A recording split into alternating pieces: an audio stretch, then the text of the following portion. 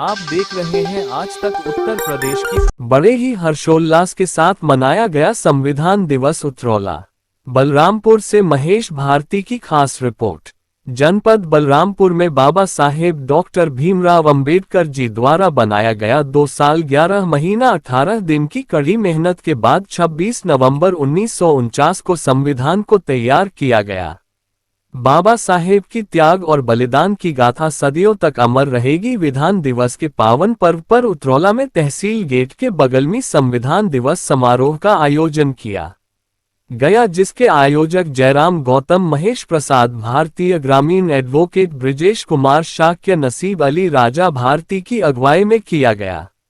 कार्यक्रम में वक्ता रामाशीष अरुण जी, राम प्रकट बौद्ध जी, प्रहलाद बौद्ध जी, राकेश कुमार भारतीय जी, एडवोकेट विनोद सोनकर जी, पुजारी बौद्ध डॉक्टर तारिक अपने अपने विचार प्रकट किया। कार्यक्रम में उपस्थित फैसल हसन उर्फ पप्पू खान, भागवती प्रसाद, अन्नन उर्फ राजेश, गुलशन सहित सैकड़ों की संख्या में लोग जुटे और कार्यक्रम को बड़े खुशी और हर्ष के साथ मनाया गया। वह विभिन्न विचारधारा के लोगों ने संविधान के बारे में विचार रखा।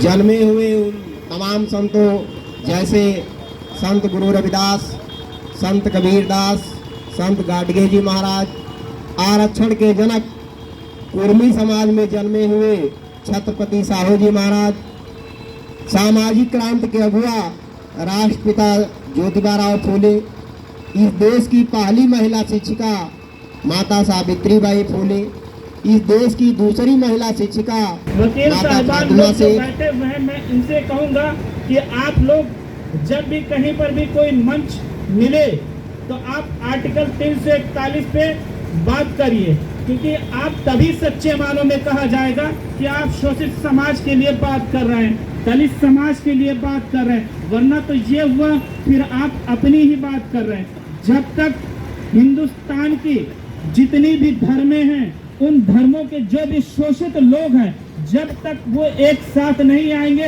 आपका शोषित समाज के लिए या दलित समाज के लिए जो लड़ाई लड़ी जाती है वो निरर्थक है, बेमाना है। तो मैं चाहूंगा कि आर्टिकल 341 को मुद्दा बनाया जाए और हर जगह इसका प्रचार प्रसार किया जाए, लोगों को बताया जाए कि सिर्फ और सिर्फ दलित समाज के लोग ही नहीं, आर्टिकल 341 के अंदर बाबा साहब ने सभी धर्म के लोगों को रखा था, लेकिन पंडित जवाहरलाल नेहरू ने अध्यादेश लाकर उस पर क्यों बैन लगा दिया?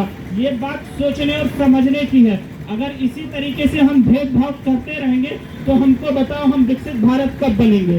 भाइयों को अपने छोड़कर विकसित भारत बनेंगे, सोने की चिड़िया बनेंगे? नहीं बन सकते हैं, सबको साथ लेकर ही चलना पड़ेगा।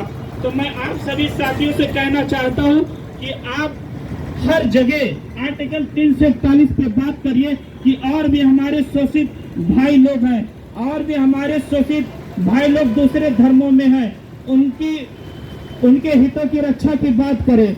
उनको भी जरूरत है कि अब वो भी राजनीतिक भागीदारी उनको भी मिले, उनको भी प्रतिनिधित्व मिले, वरना तो फिर कुछ जातियां ही शासन प्रशासन में रहकर गवर्न करती हैं 80% लोगों को। तो दोस्तों, इसी पर मैं अपना बात खत्म करता हूँ। इस